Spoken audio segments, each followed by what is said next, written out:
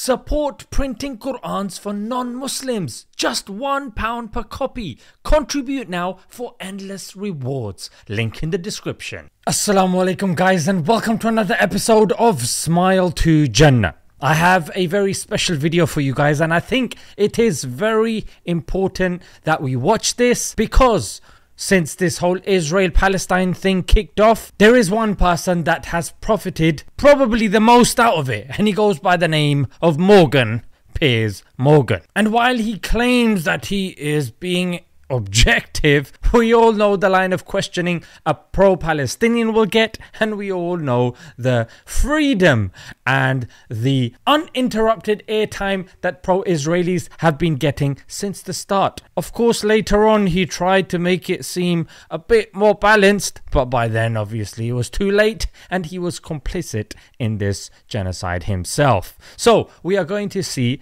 what is probably one of the most important videos that will expose this mug, and it is by our brother Low-Key. And Low-Key is of course known for following the breadcrumbs, following the money, and he does a very good job. Let's jump into it. So what I have here is a list that was compiled by Benjamin Netanyahu and his political office. What you also have here specifically is names with Netanyahu's writing. Now this was published by Y.net and the Israeli newspaper.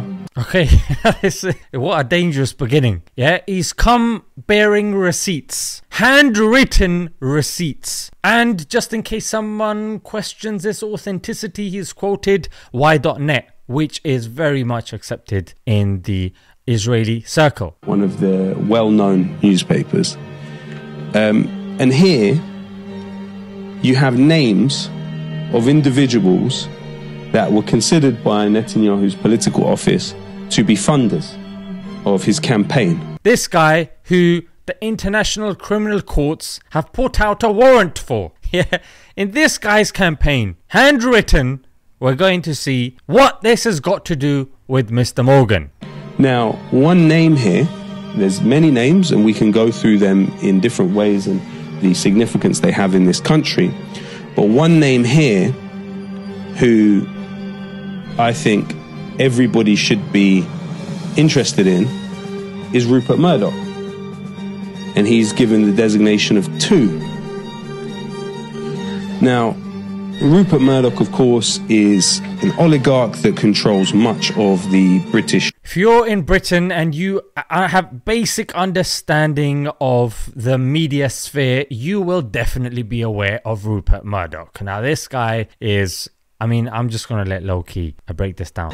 Media, owns The Sun, owns The Times, owns Sky News, and others. Murdoch historically has funded something called the Jerusalem Foundation, which builds illegal settlements in Sheikh Jarrah, and it builds illegal settlements, even according to UK, which don't technically even acknowledge the existence of Palestine. I don't know what you can even say to that, but even according to these guys, illegal settlements. Silwan.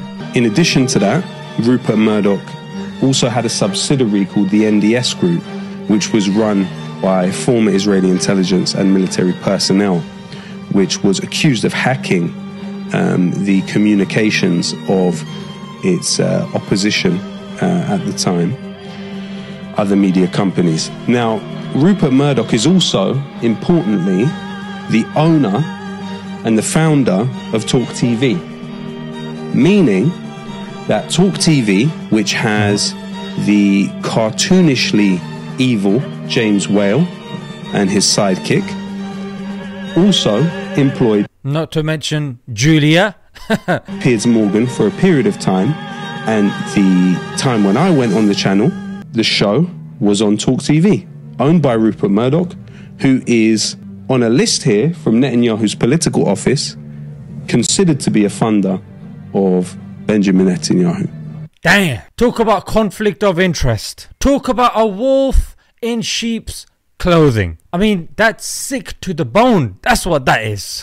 So next time somebody brings up Mr. Morgan or brings up these media tabloids like The Sun, Sky News, you know that these people, just like they did with a certain short mustache man, they funded and they backed both sides. We know Daily Mail backed him as well. Oh yes.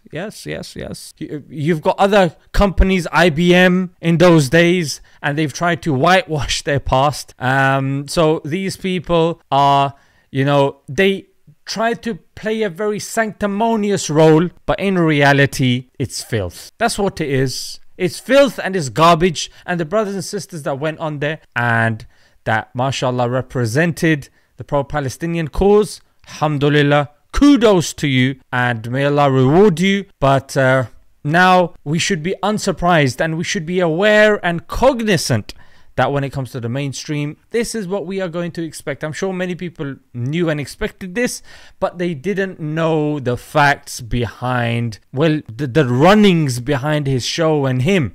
Because he tries to come across as this very, innocent, benign individual, when in reality, you can see from his line of questioning how sick and twisted he was, especially the comment that he made about the hijab as well. Guys, I'm going to let you ruminate over this and be aware of the names. Let's leave it there, guys. Until next time, Assalamu alaikum.